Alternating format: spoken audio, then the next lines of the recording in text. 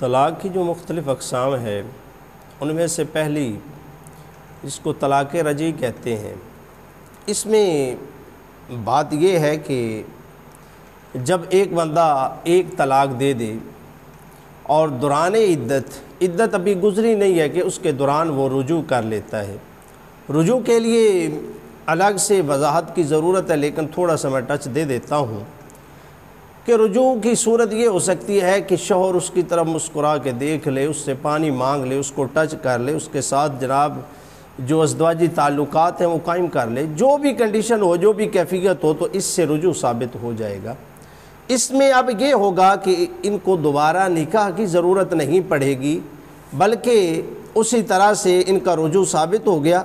اس میں اب ایک فرق جو آئے گا وہ یہ ہوگا کہ اب ایک یہ طلاق دے چکا ہے مرد، اس کے پاس باقی دو کا جو ہے نا وہ حق ہوگا کہ دو طلاقوں کا حق ہے، ایک طلاق کا یہ حق جو ہے وہ لے چکا ہے، ایک طلاق یہ اپنی طرف سے دے چکا ہے۔ اللہ ماشاءاللہ کہ اس کی بیوی تو اس کے پاس ہی رہے گی، نکاح بھی دوبارہ نہیں ہوگا، لیکن کیا ہوگا کہ اس میں ایک طلاق دینے کے بعد یعنی کہ اس کے پاس باقی دو طلاقوں کی گنجائش رہ جائے گی۔ اب دوسری جو قسم ہے طلاق بائنہ ہے، یا یہی جو طلاق رجعی ہے، اگر عدت گزر جائے تو یہ بھی طلاق بائنہ کی شکل اختیار کر جاتی ہے۔ اگر طلاق بائنہ میں اس طرح کا معاملہ ہو جائے تو پھر دوبارہ اگر یہ گھر بسانا چاہتے ہیں تو یہ دوبارہ نکاح جو ہے، نکاح جدید نکاح کر کے اس طرح سے یہ اپنی زندگی بسر کر سکتے ہیں۔ اور اس میں یہ ہوگا کہ اب اس نے دو طلاقوں کا حق اپنا جو ہے وہ اختیار جو تھا اس نے کر لیا، تو اب اس کے پاس باقی ایک طلاق کا حق رہ جائے گا، ایک طلاق کا اختیار رہ جائے گا۔ اگر یہ طلاق ایک بھی اللہ معاف فرمائے دے دے گا تو اس سے یہ طلاق مغلظہ ہو جائے گی، کیونکہ ہمیشہ کے لیے اس کی بیوی حرام ہو جائے گی خاص وجہ کے بعد۔ اب دیکھیے کہ تیسری جو قسم ہے وہ ہے کہ طلاق مغلظہ، یعنی کہ 3 طلاقیں دے دینا۔ اب اس میں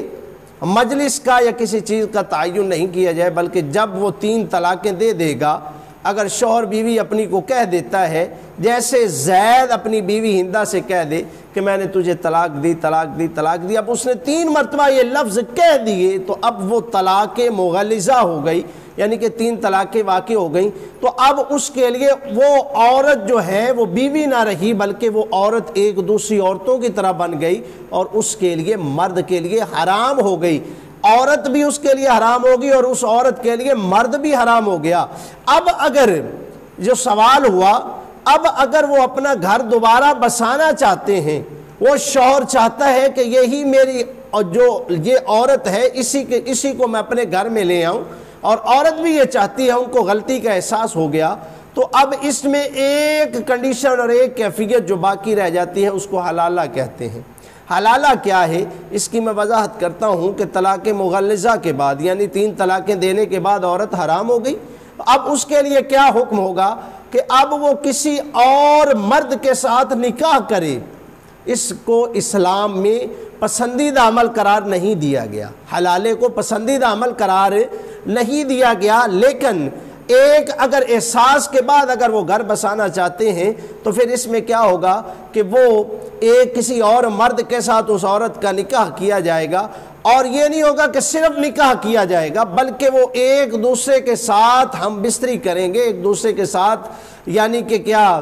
جو ازدواجی تعلقات ہوتے ہیں وہ قائم کریں گے۔ اگر ازدواجی تعلقات قائم نہیں کریں گے تو پھر اگر وہ طلاق دے بھی دے تو اس سے فرق نہیں پڑتا، بلکہ اس کے لیے یہ شرط ہے، یہ لازم ہے کہ وہ ازدواجی تعلقات قائم کرے۔ ازدواجی تعلقات قائم کرنے کے بعد اگر وہ مرد اپنی مرضی سے، اور یہ بھی نہیں ہے کہ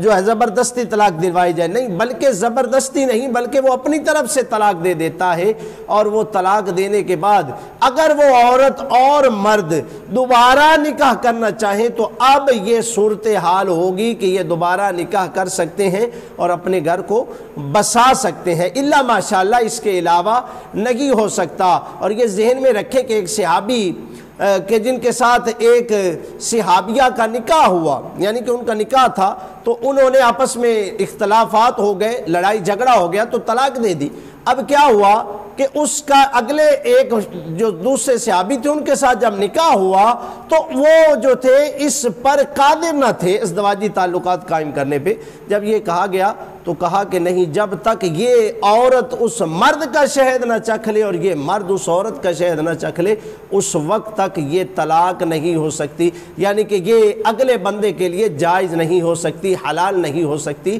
لہٰذا جب یہ